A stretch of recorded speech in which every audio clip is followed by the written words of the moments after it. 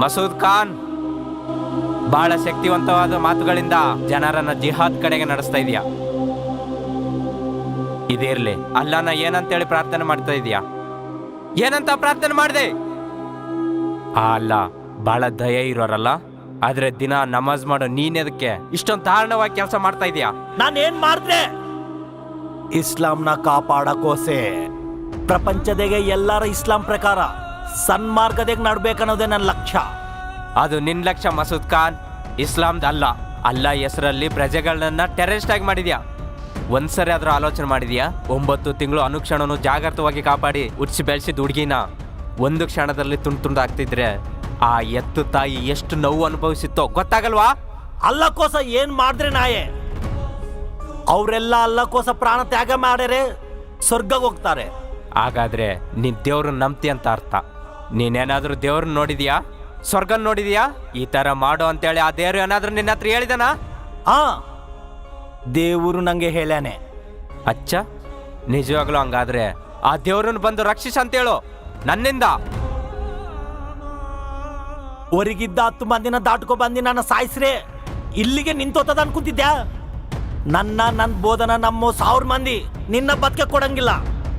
ದೇವ್ರ ಮೇಲೆ ನಂಬಿಕೆ ಇಲ್ವಾ? ಮತ್ತೆ ಮನುಷ್ಯರೇ ಬೇಕಾಗಿ ಬಂತ ನಿನ್ನ ಪ್ರಾಣನ ಕಾಪಾಡ್ಬೇಕಂದ್ರೆ?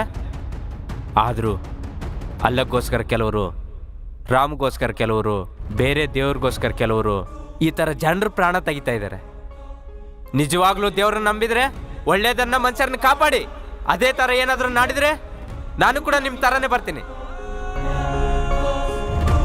ನಿಜವಾಗ್ಲೂ ಇಸ್ಲಾಂಗೋಸ್ಕರ ಆದ್ರೆ ಪಾಕಿಸ್ತಾನದಲ್ಲಿ, ಇರಾಕಲ್ಲಿ ಪ್ರತಿದಿನನೂ ಜನರು ಎದಕ್ಕೆ ಬಾಂಬ್ಗಳಿಗೆ ಸಾಯ್ತಾ ಇದ್ದಾರೆ.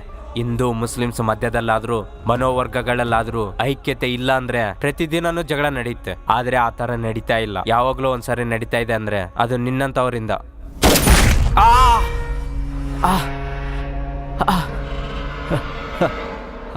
ಆದ್ರೂ ನಿನ್ನ ಐಡಿಯಾಲಜಿಗೆ ಗೌರವ ಕೊಡ್ತಿದ್ದೀನಿ ಮಸೂದ್ ಖಾನ್. ಎಷ್ಟೋ ಜನ ಸ್ವರ್ಗಕ್ಕೆ ಕಳಿಸಿದ್ಯಾ. ಇದೆಲ್ಲ ಪ್ರಾಕ್ಟಿಕಲ್ ಆಗಿ ಎಕ್ಸ್ಪ್ಲೈನ್ ಮಾಡ್ತೀನಿ ಮಸೂದ್ ಖಾನ್. ಸಾಯೋ ಮುಂದಾದ್ರೂ ಒಂದು ವಿಷಯ ತಿಳ್ಕೊ, ನಮ್ಮಲ್ಲಿರೋ ಇನ್ನರ್ ವಾಯ್ಸ್ ಇದು, ಖುದಾಫೀಸ್.